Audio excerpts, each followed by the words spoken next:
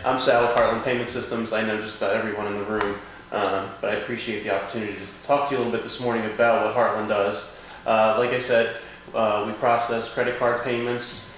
We do check cashing as well for doctors' offices, Checkmate, and we also have a loyalty marketing program. I'm going to discuss two of those three this morning in a little more detail.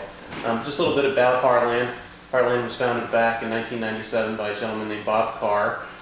He was the person who invented the pay-at-the-pump system for gas stations.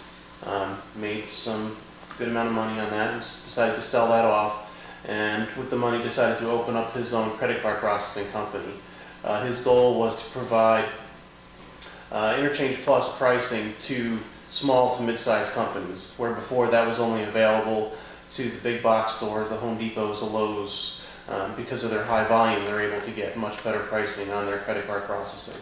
He didn't feel that it was really fair that all the smaller companies out there that are really the backbone of this country get charged more. So he felt that it was more important to provide that kind of a service, and started building a company back in 1997 to do that.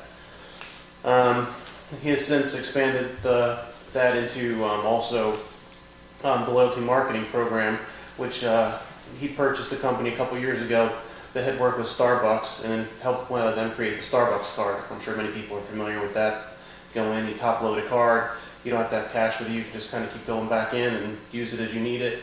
You can also use it as a gift card to buy for other people. I'm not that familiar with how the card works. I'm not a huge Starbucks fan, but I know that you can also use it as a point system as well. So there's several different ways. And the idea is to have people pay forward for their products, rather than come in, spend $2 and leave and then might not come back. They become much more loyal customers if they're actually spending money up front. I think Jessica said that she's more familiar with the card. I remember she mentioned that. But the company also helped work with, there's the Subway gift cards. They do all the Subways across the country. And also, if anybody's familiar with Fandango, for buying movie tickets online and gift cards. They work with them as well. So a couple years ago, Bob went out and decided to buy that company, enroll that in, and provide that service to small to mid-sized businesses as well, where those big companies spent millions and millions and millions of dollars to get that product up and running. It's now very affordable for small local businesses. The difference that we have with our marketing program as opposed to other gift cards that are out there, ours are actually, because we're a credit card company, the magnetic strip on the back will actually hold the information as far as name, address, phone number, and all that, just like a secure credit card would. So instead of having to go into a store and say, I forgot my card, oh, okay, well, I'm sorry, bring it in next time, or we'll give you another one. Your phone number becomes your ID number, just kind of like your MVP card and all your other cards. So if you're like me and you don't have 50 of these cards with you because your wallet would be that thick, you just walk into the store, I don't have my card, here's my phone number. They type it into the register, it pulls up your account and automatically logs your transaction. So it makes it much more user-friendly. The other side of it is it's stored in a database that the merchants are able to access, so they can find out if they opt in. They have to opt in to the program when they register the card, but their name, address, birthday, all that information. So you can actually send out emails targeted to your customers for the birthday. Say a restaurant wants to send an email out 3 days before somebody's birthday. Hey, happy birthday, come in tomorrow for a free piece of birthday cake with the purchase of a meal. So it's a great way to acknowledge your customers and also get them to come in. And they're not going to come in by themselves, so chances are if it's a birthday, they're probably going to bring 2 or 3 or 4 more people than they usually bring. So it's a great way to do that.